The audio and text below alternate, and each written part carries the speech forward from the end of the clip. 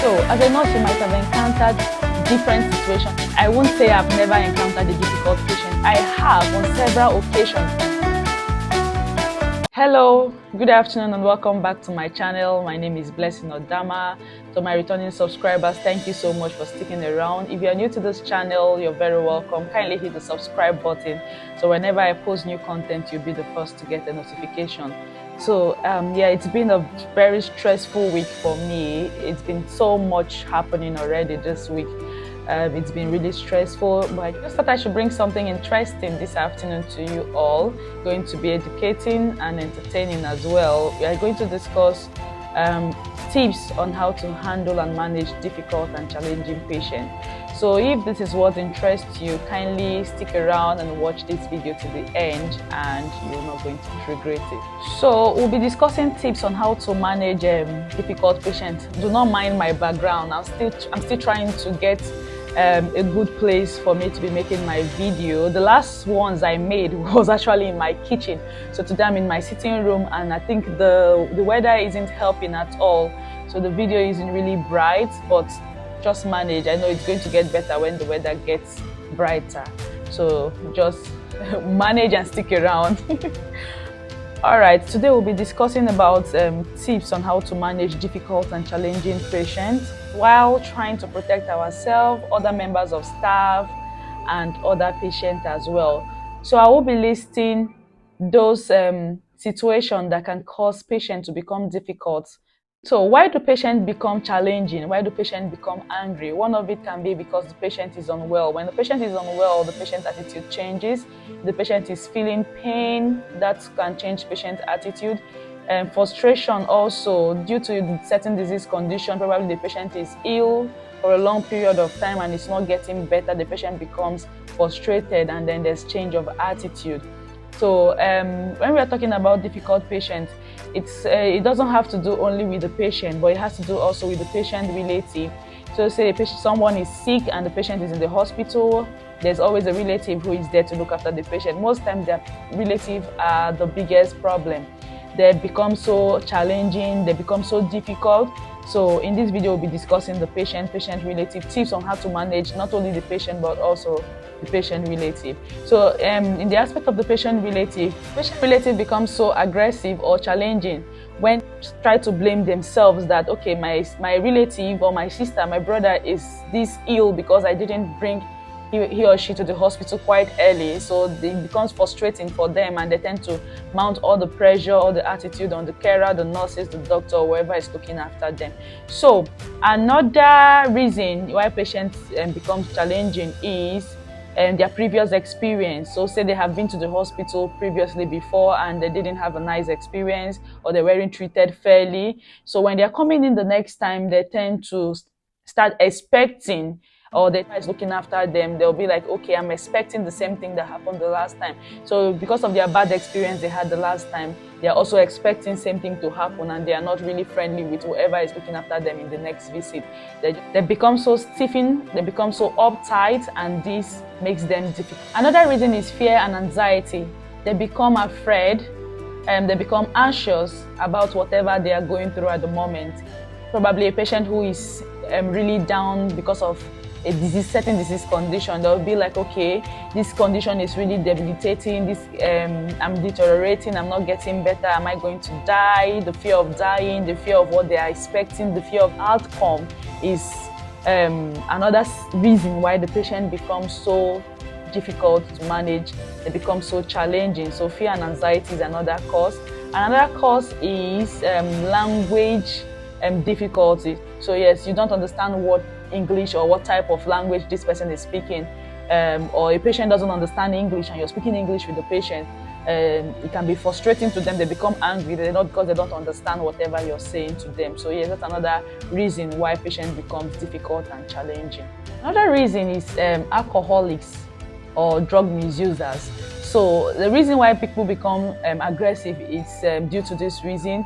Most alcoholics, while they're in the hospital, feel they don't have access to the drug or alcohol that they normally take on a daily basis, because you're not allowed to smoke, you're not allowed to take alcohol to the hospital. So say you're being admitted in the hospital for 2 3 days and you have been off these substances for like 2 or 3 days.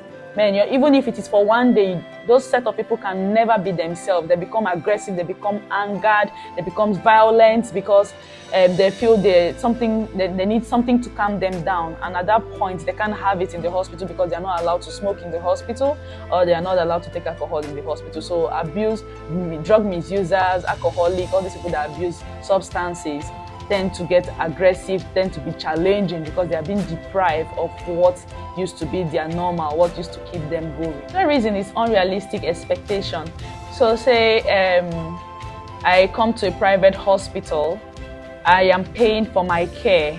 I pay so much to be looked after, and expectation is this high. You need people to look after you this way. You need the doctors, the nurses, the carers, everybody to be at your beck and call. You want them to be responsive. You want them to take care of you. You want them to look after you. Even though they do that, you want the care to be very high. You're expecting so much from them, without realizing that you're not the only patient who is in that same hospital. They have several patients to look after as well, but because you've paid so much, you're expecting so much from the staff to look after you.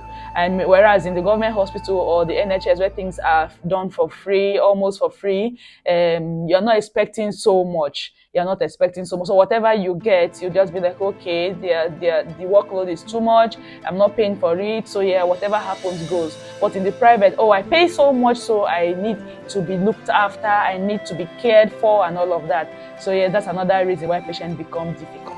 So these difficult patients, their behavior might take a form of unwillingness to cooperate with you. You're asking them to do certain things they are not willing to do it. Another form can be they are really demanding and controlling. They want you to do everything. It can be verbal abuse or threats. So they can start abusing you or threatening you that they are going to report you, they are going to sue you and all of that. So if a patient is proving difficult, what you will want to do is to identify the problem. Is this happening as a result of the patient being ill? If it's due to the patient being ill, then you have to treat the symptoms. You have to treat whatever is making the patient to feel that way. You have to handle that, treat the patient. If it's as a result of lack of resources, the patient has been in the hospital, has been kept in the waiting lounge for a very long time, there's nobody to come and attend to them, that can make them angry. So you want to identify if that is the reason that they are upset. To know if lack of resources, there's no staff, you're getting more staff, you're looking for a locum staff to come and help out or agency staff to come and help out. So you want to know if that's one of the causes that is making the patient angry. Another thing you want to identify, you want to know if it's the doctor, because of the competing pressure on the doctor. Most hospitals, you have just one doctor mounting the whole hospital, and there are different departments in the hospital. The doctor might be needed in the outpatient department or in the ward or in their pre-assessment and all of that, and this is just one human being here. So the competing pressure is just too much, and he or she cannot divide himself to be at every place at a time. So this is another, you want to identify if this is what is making the patient angry as a result of not being attended to early enough, and there are several people waiting on the queue as well. He needs to attend to them one after the other. So by the time it gets to the other person's turn, the person is already angry. So you want to find out, is it as a result of the doctor, or is it the patient condition, or is it lack of resources? So these are how you want to identify the problem, to see if it's as a result of any of these causes I have listed. Another heading we will be looking at is how to diffuse violent solution. How do you manage it, kind of? That's what it's all about, how you can manage a violent situation. So now you want to listen without interrupting. You want to remain calm and listen to the patient. So whatever they are saying, you don't have to interrupt them. You just listen to them, allow them to verbalize how they feel, their frustration. And after listening, what you need to just ask open-ended questions so they can express themselves. And as they're explaining, you should be able to acknowledge their grievances, let them know you understand what they are feeling at the moment, so you listen without interrupting. You also provide them with an opportunity to express what has angered them and how they feel about it. To verbalize how they feel and just ask open-ended questions. Do not interrupt them. Another point here is eye contact. So you maintain eye contact. So, but not for a prolonged period of time, because there's a way you just get to look for a long time, they get offended that you're looking at them so much. So you maintain eye contact, but at the same time, not for a prolonged period. Another point is keep an adequate distance. You would want to keep a distance away from an aggressive patient, because you never can tell if they have any intention of doing anything bad to you or harming you, either the patient or the relative. So you need to keep a good and safe distance. So if there is a door in the entrance, then you have to stand close to the door. So if need be, you need to run away or move away from the room. So keep a safe distance. Do not go straight and close to the patient or approach the patient closely to speak to the patient. There should be an adequate safe distance between you and the patient or the relative. So if you realize that any of this, the patient or the relative are having any weapon, do not ask them to hand over the weapon to you. So just say to them, please drop down the weapon, and never say hand them over to me, because that's going to trigger them to injure you or do something bad. So if you know that you're trying to calm this matter and it's not getting any better, then you leave the room, you call for help, be calm, just walk away, call for help, call the senior on duty. If the patient is violent enough to have any weapon with them, then you call the security. So what can you do as a nurse? You shouldn't deprive a patient of care. Patients should never be denied care or any responsibility because the patient is violent or aggressive. So you should be able to care for this patient, administer all medication, whatever care you need to do as a nurse, as a carer, as a doctor, you have to do for the patient, irrespective of what the patient is or what is the situation the patient is at the moment, at the time. If the patient is angry at the time, you need to keep aside all personal grievances. You look after the patient. So even if the patient is angered, if the patient is challenging, even if the patient is difficult, never deny the patient of care. Never deny the patient of the responsibility for you to look after them. In as much as you're looking after the patient, you should minimize the risk to yourself, other members of staff, and other patients as well in the same ward or the same clinic or the same hospital. Also, you should also raise concern where you feel it's not appropriate and the patient is beginning to change attitude, the patient is beginning to be so violent, then raise your concern. You have to call any senior on duty, you have to speak to a senior on duty, raise your concern. Do not keep quiet, speak to somebody about it. So, as a manager, if you want to manage this, you have to train staff on conflict resolution. So the member of staff needs training on how to manage conflict in workplace. So another point is to consider security requirements. So if you have an aggressive patient who is violent enough to have any instrument that is harmful to harm any member of staff, then you should consider getting security in that establishment if there is none, like a police, somebody to safeguard. So yes, you need the security. You have to start thinking of getting one. So that's what I feel a nurse or a nurse manager should do in a case of a difficult patient. So how to deal with a difficult patient? The first thing you want to do is to take the patient away to a safer environment, to another environment different from where the patient was. So say this patient has been in the waiting lounge for 30 minutes to 1 hour. The patient has been waiting for a long time. So you would want to take the patient away from that waiting lounge to a very private and comfortable room. And then you try to understand why the patient is angry, and you try to also explain why you have left the patient for so long, why the waiting time, what happened that the patient has to wait for so long. So I would say, in my own opinion, do not let the patient to get angry. If say a patient is going to the theater, has a procedure for 1 o'clock, and at 1:20, the patient is still sitting down there, nobody has gone there to take the patient to the theater or something, I will go there to speak to the patient. I think you're running late. I don't know why this is. Probably the procedure is taking a long time in the theater. Hopefully you'll be going in soon. Like, try to make the patient, because you're concerned about them, you want them to feel that way, that you really are concerned about them. So do not let them to be there for a long time and be angered. So whatever the situation is, and the patient has been kept for a long period of time, this is another reason why they become aggressive, become angered, become difficult, and become challenging. So you want to speak to them, you want to take them to a safer environment, speak to them, or keep them up to date in time so they don't get really angry. Another point would be to schedule an appointment with them. So you might want to schedule an appointment with the patient on a different day to speak about what happened, and try to let them know that you're there for them. Their satisfaction matters a lot. You want to know which area you're not getting it right. You want to get their feedback, and just by the time you invite them or reschedule a meeting with them, they should be able to open up, and then they should be able to see that truly you have them in mind. You want something better for them, and I think they're going to be satisfied with that.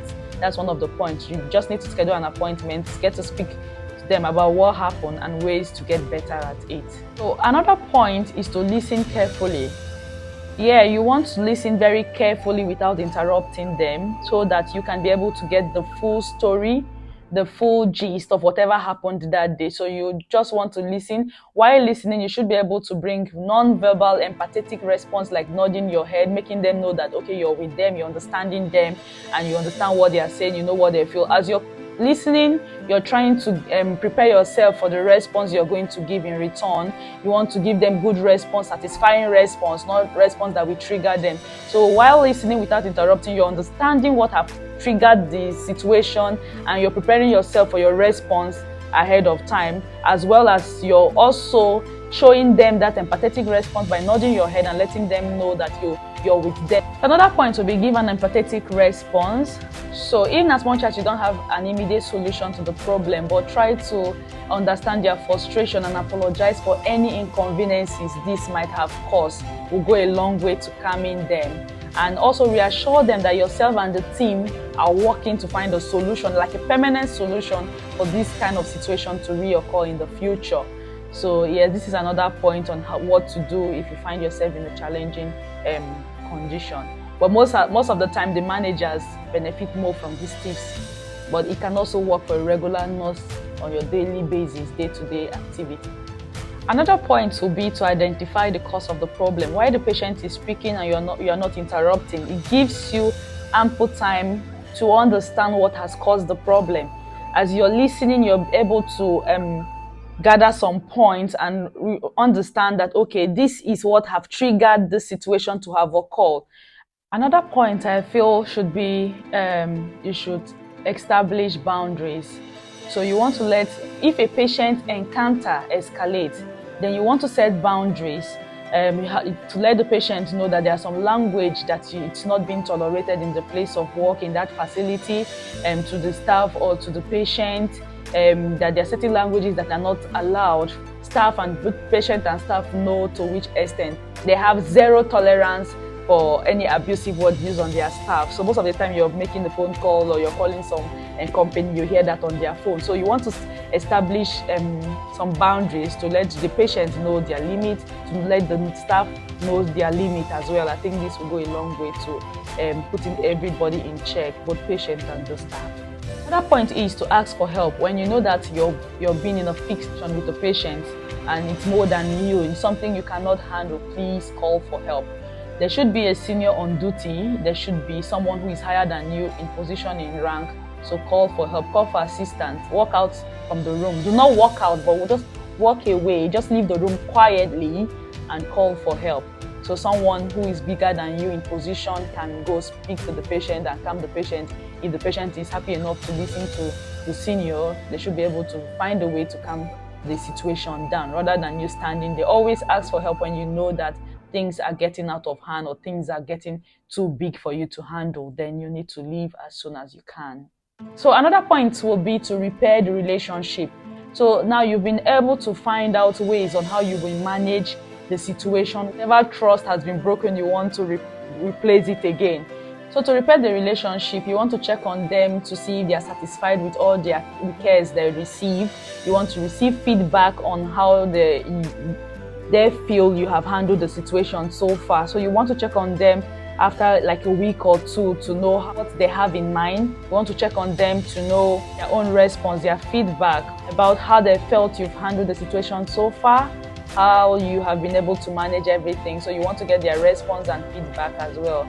So in this way, checking on them after 1 or 2 weeks and then checking again like in a month time will reassure them and make them satisfied of all the care they have received and the attention as well, which meant a lot to them. Like it means a lot to them, to patients, when you check on them after certain situation has occurred and you want to know if they are fine, how they were able to cope and all of that. So as a nurse, you might have encountered different situations at the time.